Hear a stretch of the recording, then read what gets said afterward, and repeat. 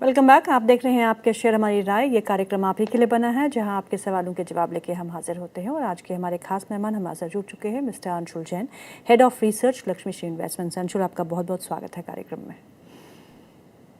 नमस्कार आपके सभी दर्शक। चलिए पहले एक निफ्टी को देख लेते हैं। निफ्टी में 150 अंकों की गिरावट देखने को मिल रही है। 24,185 के आसपास का लेवल है। बैंक निफ्टी में करीबन 840 अंकों की गिरावट इस समय बनी हुई है। 57,600 माफ़ कीजिएगा 700 अंकों की गिरावट है। 57,678 के आसपास का लेवल देखने को मिल रहा है। सम बिट ऑफ रिकवरी, लेकिन अभी बहुत जो गिरावट थी संभलने में थोड़ा टाइम लगेगा, क्योंकि HDFC बैंक, एक्सिस बैंक अभी भी 5% से अधिक की गिरावट लेके इस समय कामकाज कर रहे हैं। HDFC bank down 5%, axis bank down 5.5%। Reliance थोड़ा बहुत बाजार को संभाल रहा है निफ्टी के इंडेक्स को, और हरे निशान में कामकाज करते हुए ICICI बैंक में आधा फीसदी की मजबूती देखने को मिल रही है। लेकिन फार्मा आज फिर से लीड करते हुए पूरे अगर हम बेंचमार्क्स में देखें तो फार्मा इंडेक्स में काफ़ी अच्छी तेज़ी भी देखने को मिल रही है। और आज के टॉप गेनर्स में सिप्ला जैसी कंपनी से शामिल है। करीबन 3% का इजाफा यहाँ पे देखने को मिल रहा है। और कुछ अन्य काउंटर्स जहाँ पे आज अच्छी खासी तेज़ी बनी हुई है उसमें ONGC भी शामिल है, और पावर ग्रिड, नेस्ले और NTPC भी शामिल है। लेकिन बाजार दबाव में है क्योंकि ब्रेंट क्रूड के दाम एक बार फिर $90 के ऊपर हमने उछाल देख चुके हैं। तो अंशुल, चार्ट्स को देखते हुए क्या लगता है आपको? 24,100 का लेवल अभी सेफ है, डिफेंड कर रहा है। और हमने फ्राइडे को काफ़ी अच्छी तेज़ी देखी थी, तो लगता था कि सब कुछ अब सुधर रहा है और मार्केट जो है 24,500 और 600 की तरफ मार्च करेंगे, पर ऐसा हुआ नहीं। और फ्राइडे को ब्रेकआउट कैंडल बनी थी निफ्टी पे 24,260 और बैंक निफ्टी पे 58,251। बट आज हमने ब्रेकआउट फेल किया है। बट एक चीज अच्छी है कि फ्राइडे के लोज प्रोटेक्ट हो रहे हैं। फ्राइडे का लो जब तक प्रोटेक्टेड है निफ्टी पे 24,099 और बैंक निफ्टी पे 57,540 और बल्कि वो स्वीप भी हुआ है। तो एक तरह से कह सकते हैं कि अभी भी बुल्स कंट्रोल में हैं। और जब तक ये लेवल्स फ्राइडे के लो प्रोटेक्टेड है तब तक एक बार के लिए लॉन्ग रह सकते हैं। फ्रेश लॉन्ग्स के लिए वापस से फ्रेश ब्रेकआउट की जरूरत पड़ेगी 58,250 और 24,260 के ऊपर। और एग्जिस्टिंग पोजीशन है तो फ्राइडे के लो के स्टॉप लॉस से एक बार होल्ड किया जा सकता है। और बैंक निफ्टी, HDFC बैंक और एक्सिस बैंक के ब्रेकडाउन के बाद क्या लगता है? देखिए, HDFC बैंक अपने ब्रेकआउट पॉइंट को रीटेस्ट करने के लिए आया है और HDFC बैंक ब्रेकआउट पॉइंट को रीटेस्ट करने आया है। कोटक बैंक अपने सपोर्ट जोन में है और एक्सिस बैंक अपने बाइंग जोन में वापस से लौटा है। तो मेरे को यहाँ से बहुत ज्यादा डाउनसाइड नहीं दिखती है। इमीडिएट रिवर्सल शायद ना करे, बट यहाँ से डाउनसाइड तो नहीं दिखती है।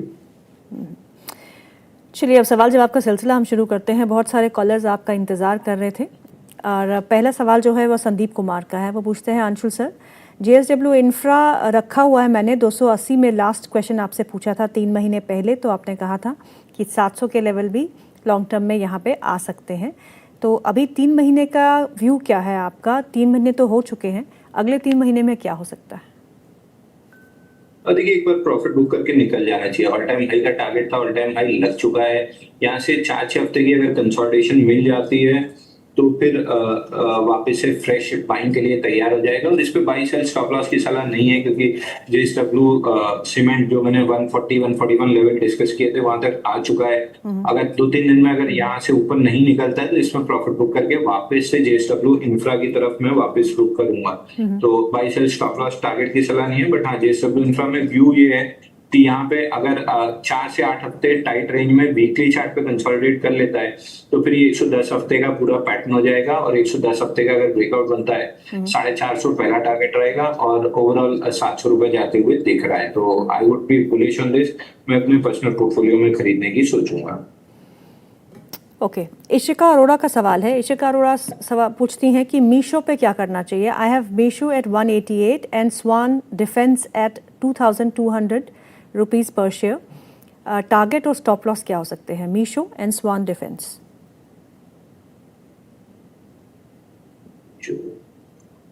देखिए, स्वान डिफेंस पे तो मेरे को नहीं इस समय कोई पैटर्न दिख रहा है, क्योंकि टोटल अगर चार्ट देखें तो अपर सर्किट में चला था, उसके बाद की कंसोलिडेशन है। पतंजलि या orchid pharma type of chart ज्यादा लग रहा है, तो नॉट मतलब मैं नहीं इसको प्ले करना चाहूंगा। दूसरा लिक्विडिटी भी नहीं है, पीसीआर का एवरेज वॉल्यूम है, तो not interested in this chart. दूसरा मीशो में जरूर यहाँ पे अगर ब्रेकआउट बनता है 195 के ऊपर तो एक बार बाइंग करने की कोशिश कर सकते हैं। ऊपर 223 तक का टारगेट रहेगा। अंशुल शर्मा का सवाल है, वो आपको नमस्कार बोल रहे हैं, वेलकम बैक सर।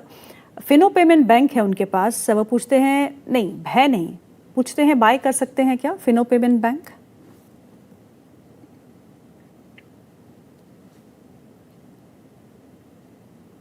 नहीं, ये लगभग ऑल टाइम लो के आसपास है और लिस्टिंग के बाद से भी 81% की गिरावट है। फिलहाल 50% रिट्रेसमेंट और 50 वीक हुई है, एवरेज 190 पे है।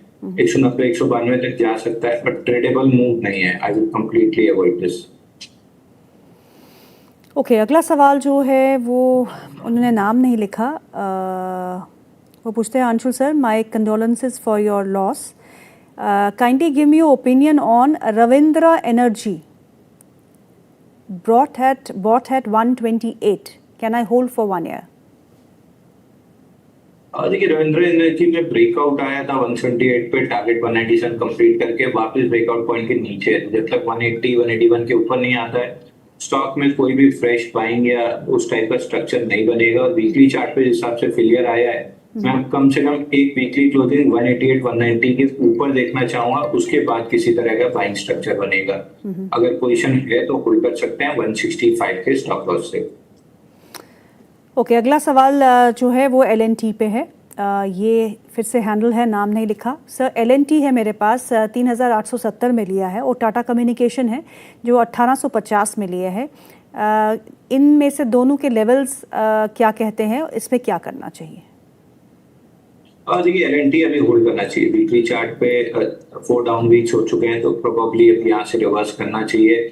3863 निकलता है तो वापस से बाइंग का स्ट्रक्चर बनेगा 4190 तक के लिए।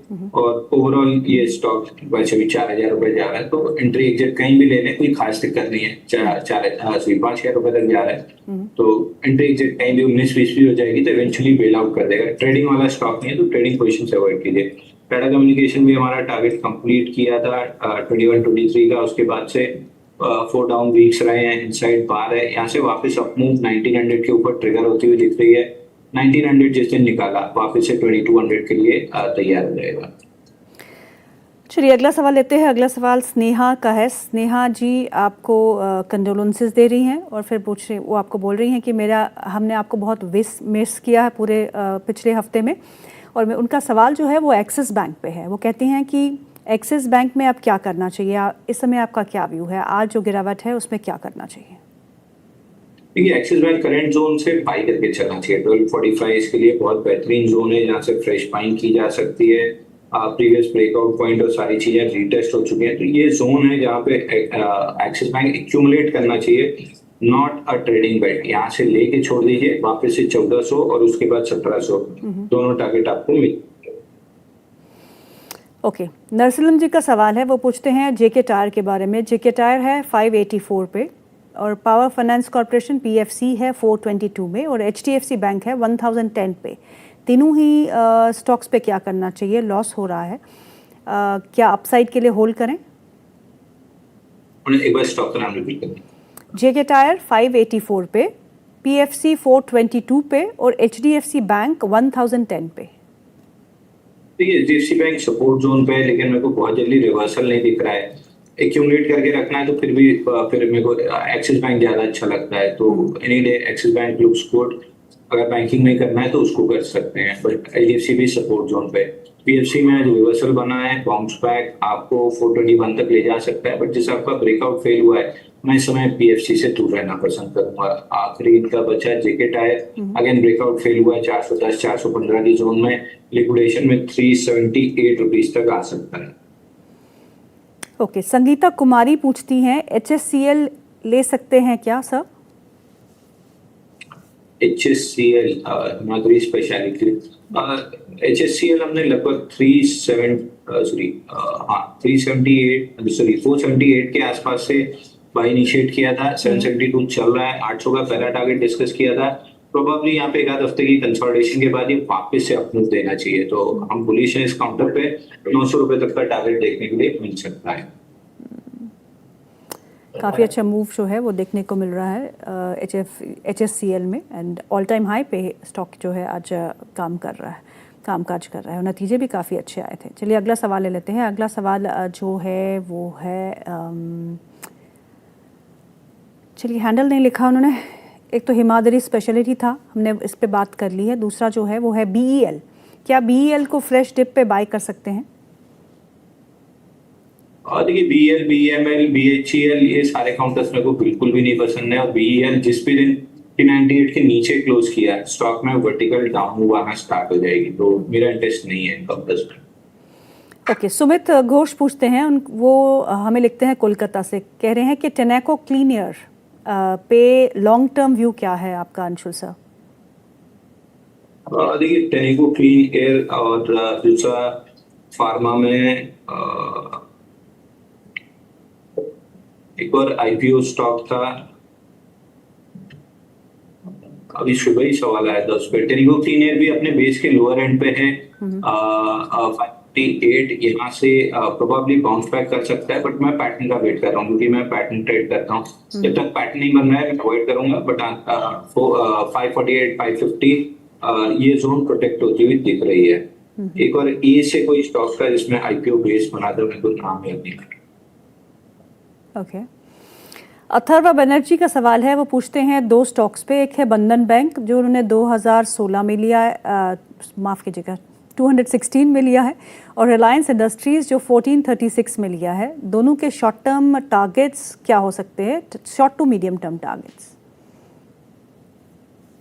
देखिए बंधन बैंक बहुत बेहतरीन बेस पैटर्न बना हुआ है। पहले तो एक बेस का ब्रेकआउट बना था 190 पे, उसके ऊपर बेस ऑन बेस पैटर्न बना है। 219 का ब्रेकआउट मिलता है तो स्टॉक में बढ़िया अप मूव आपको ट्रिगर होगी 264 तक के लिए। बट कल इसका रिजल्ट है, तो रिजल्ट के बाद ट्रेड करेंगे तो ज्यादा अच्छा है। दूसरा रिलायंस में हमने जो टारगेट डिस्कस किया था 1340, सॉरी जो लेवल मैंने डिस्कस किया था 1340 का, वो आ गया है। तो मैंने अपने 1300 के फुट्स सारे बुक करके आज ही 1350 पे, 1300 का बुक करके 1350 पे शिफ्ट की है पोजीशन। मेरे पास पर्सनल पोर्टफोलियो में है और ऑप्शन 1350 राइट किया है 1300 बुक करके आज ही ट्रेड किया है। तो उस पर 5 स्टॉप लॉस टारगेट की सलाह नहीं रहेगी, बट 1340-45 इस जोन के ऊपर निकला तो अगला राउंड में 1425 तक आते हुए दिख रहा है। 1425 पे मैं थोड़ा सा और अपना पुट हल्के करूंगा और शायद डिलीवरी भी थोड़ी सी नीचे जो 1265 1270 में दिया है वो भी थोड़ी सी हल्की कर। ओके, अमित कुमार का सवाल है। अमित कुमार पूछते हैं कि उनके पास डिलीवरी के शेयर है, 516 के भाव पे लिए हैं। Should I do buy on dips और सेल? क्या वो डिप्स पे खरीदारी की सलाह देंगे या फिर बेचने की सलाह देंगे आप?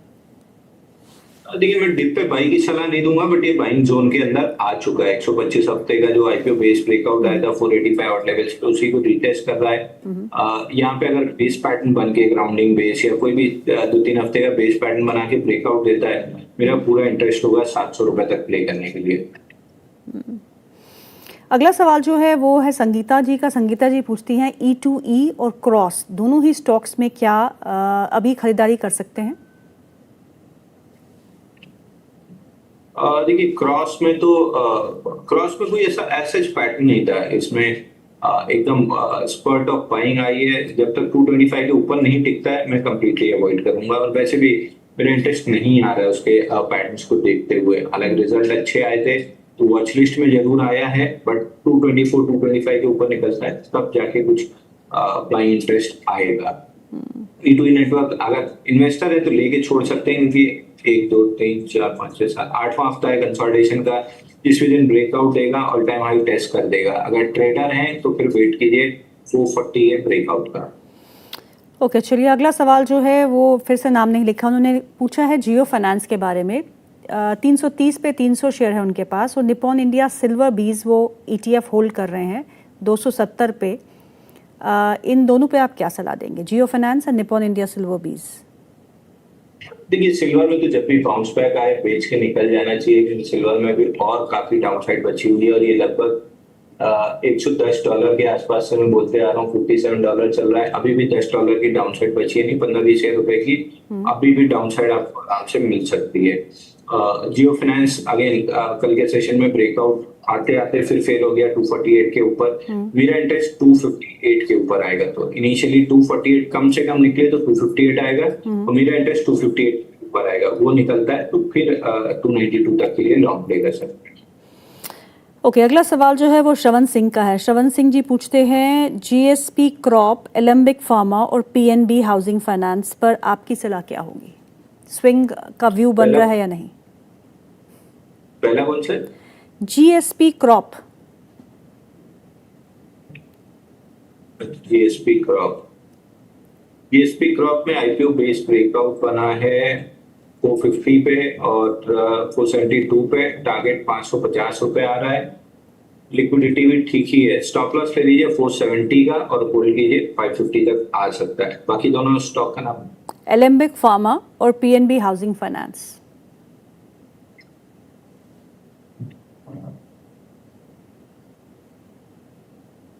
देखिए पीएनबी हाउसिंग में 1136 इसके ऊपर अगर ब्रेकआउट बनता है तो वीकली चार्ट पे ट्रिपल बॉटम का ब्रेकआउट हो जाएगा, बल्कि बड़ी रेंज का ब्रेकआउट हो जाएगा और पूरा आईपीओ बेस का भी ब्रेकआउट बन जाएगा, तब ये स्टॉक 1400 1450 जा सकता है।